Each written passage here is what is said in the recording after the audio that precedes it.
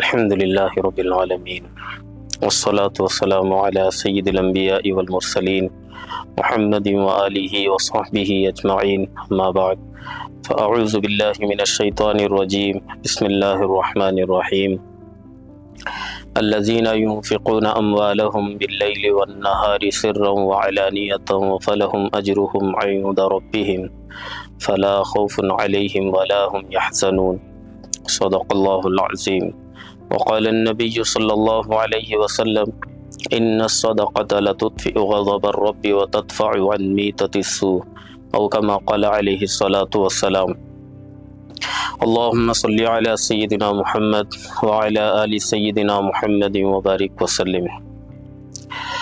صدقات کے تعلق سے فقہا نے اس کی 3 قسمیں بیان کی ہیں۔ ایک صدقہ فرض ہے جس کو ہم زکوٰۃ کہتے ہیں، اس میں ادائیگی اللہ عز و جل کی طرف سے نبی پاک علیہ الصلاۃ والسلام کی جانب سے وضاحت طے ہے کہ 40واں حصہ ادا کرنا ہے، جسے ہم اپنی عام زبان میں 2.5% کہتے ہیں۔ اور دوسرا صدقہ ہے واجب صدقہ۔ یہ عام طور پر جو منت مانگتے ہیں، نظر مانتے ہیں کہ فلاں کام ہونے پر اتنے روپیے صدقہ کروں گا، تو اس میں جتنا نظر مانتے ہیں اتنا ادا کرنا واجب ہوتا ہے، یہ صدقہ واجب ہے۔ تیسرا صدقہ ہے صدقہ نفل، جسے صدقہ نافلہ بھی کہتے ہیں، صدقات نافلہ بھی کہتے ہیں۔ صدقہ نفل میں کوئی لمٹ نہیں ہے، کوئی حد نہیں ہے، آدمی کتنا خرچ کرے یہ اس کے اپنے اوپر ڈیپینڈ ہے کہ وہ جتنا ایفرٹ کر سکتا ہے اتنا اس میں خرچ کر سکتا ہے۔ عام طور پر جو احادیث کی مثالیں ہمیں سمجھائی جاتی ہیں اس کا ہم نے غلط مفہوم سمجھ لیا ہے۔ احادیث کے اندر جو بتایا گیا کہ 1 درہم اگر صدقہ کرے تو 70 درہم صدقہ کرنے کے برابر ہے، تو ہم لوگ سمجھتے ہیں کہ 1 روپیہ صدقہ کرنا 70 روپے صدقہ کرنے کے برابر ہے، تو اس لیے غریب بھی 1 روپیہ صدقہ کرتا ہے، درمیانی طبقے کا آدمی بھی 1 روپیہ ہی صدقہ کرنا سمجھتا ہے، اور بڑے بڑے جو مالدار طبقے کے لوگ ہوتے ہیں وہ بھی سمجھتے ہیں کہ 1 ہی روپیہ صدقہ کرنا ہے۔ تو اسی لیے صدقے کی جو حد ہم نے بیان کی ہے، ہم نے سمجھی ہے، وہ بس عام طور پر یہی کچھ کہ ہم 100-200 روپے، 500 1000 اتنے روپیے خرچ کر کے سمجھتے ہیں کہ ہم نے بہت کچھ خرچ کر دیا، جبکہ ایسا نہیں ہے۔ قرآن پاک کی ایک آیت ہے جس میں اللہ تعالیٰ نے صدقہ کرنے والوں کی تعریف فرمائی۔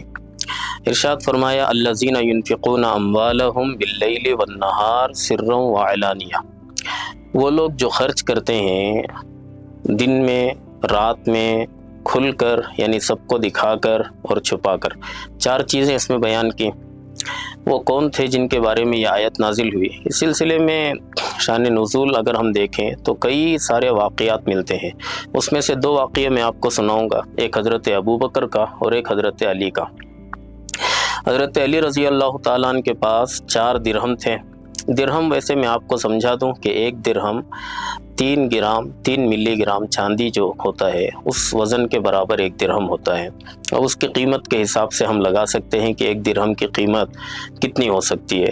تو حضرت علی کے پاس 4 درہم تھے، انہوں نے 4 درہم میں سے 1 درہم کو رات میں صدقہ کیا، 1 درہم کو دن میں صدقہ کیا، اور پھر 1 درہم لوگوں کے سامنے کھل کر صدقہ کیا، اور 1 درہم چھپ کر صدقہ کیا۔ ان 4 درہموں کے علاوہ ان کے پاس کوئی درہم نہیں تھا، کوئی پیسہ ہی نہیں تھا، تو انہوں نے اپنا سارا مال، یعنی 100% مال انہوں نے خرچ کر دیا۔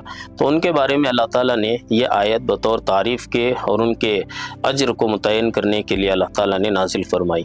اس آیت کے شان نزول کے تعلق سے ایک اور صحابی کا واقعہ بھی مفسرین نے نقل کیا ہے۔ حضرت ابوبکر صدیق رضی اللہ تعالیٰ عنہ نے 40,000 دینار خرچ کیے۔ دینار یہ سونے کا ہوتا ہے، 4.5 گرام یا 4.25 گرام تقریباً اس کا وزن ہوتا ہے 1 دینار کا۔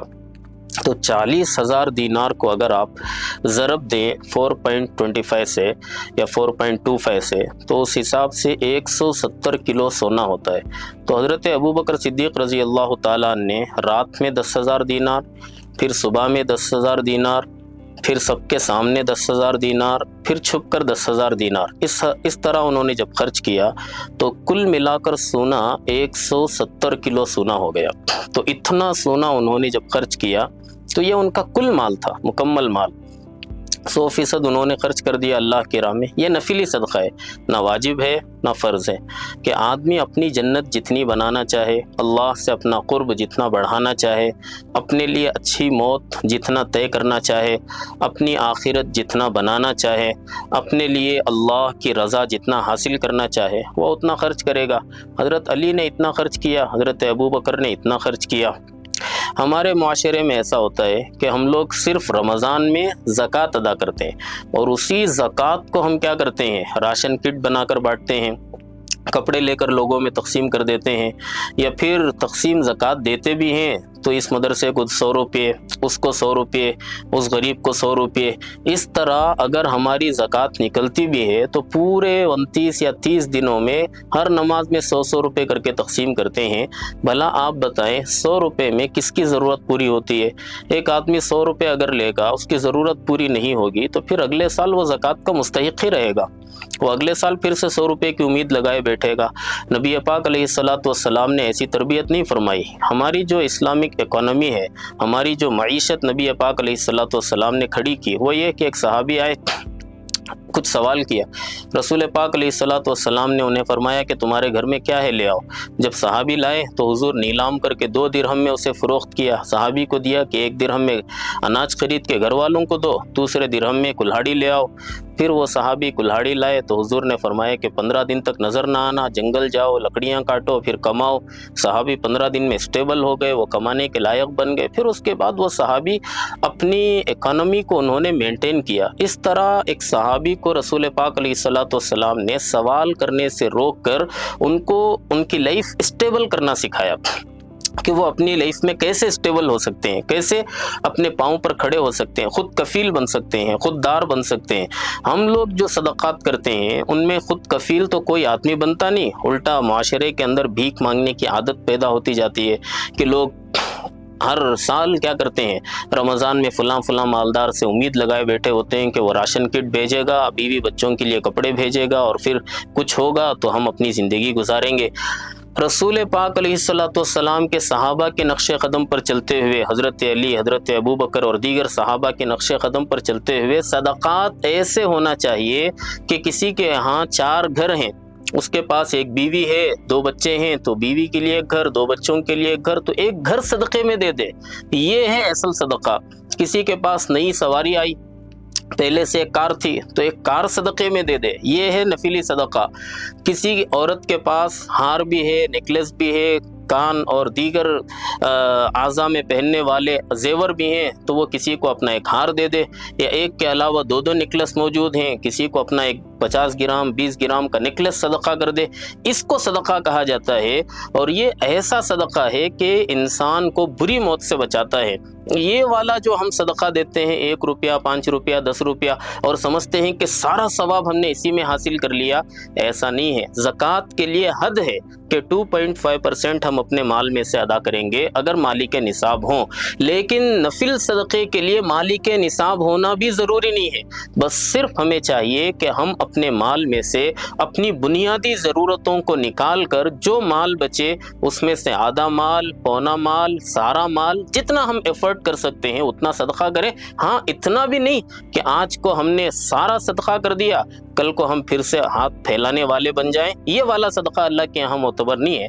تو اس طرح ہمیں اپنے صدقات میں دلچسپی کو بڑی کرنی چاہیے، کیونکہ اللہ تعالیٰ نے ایسے صدقہ کرنے والوں کے بارے میں فرمایا کہ فَلَهُمْ أَجْرُهُمْ عِنْدَ رَبِّهِمْ، ان کے لیے ان کے رب کے پاس بہت بڑا اجر ہے، اتنا اجر کہ وہ لوگ کیا نہیں کر سکتے، اندازہ نہیں لگا سکتے دنیا میں کہ کتنا اجر ملے گا۔ اور پھر فَلَا خَوْفٌ عَلَيْهِمْ، خوشخبری ہے، ان کے اوپر کسی طرح کا خوف نہیں طاری ہوگا حشر کے میدان میں، جب کنجوسی کرنے والے خوف میں مبتلا ہوں گے۔ وَلَا هُمْ يَحْزَنُونَ، اور نہ ہی اسراف کرنے والے جو بہت ساری دوسری جگہوں میں اسراف کرتے ہیں، ان لوگوں کو جو غم ہوگا کہ ہم نے اپنا مال کیوں اس جگہ پر خرچ کیا، تو اس موقع پر وہ غم سے بھی پاک ہوں گے۔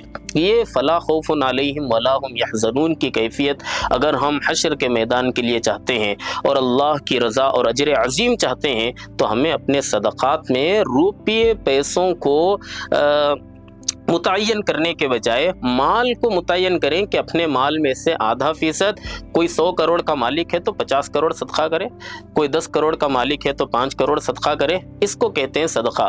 تو اس رمضان کے بعد انشاءاللہ کتنے بے گھر والے ہوں گے، کتنے لوگ ایسے جو اپنی بیٹیوں کا نکاح نہیں کر سکتے، ایک آدمی کھڑے ہو کر نکاح کروا دے، تو یہ کہتے ہیں صدقہ نفل۔ اور انشاءاللہ ایسے صدقے سے یہ ساری خوشخبریاں ان سب کے لیے ملیں گی۔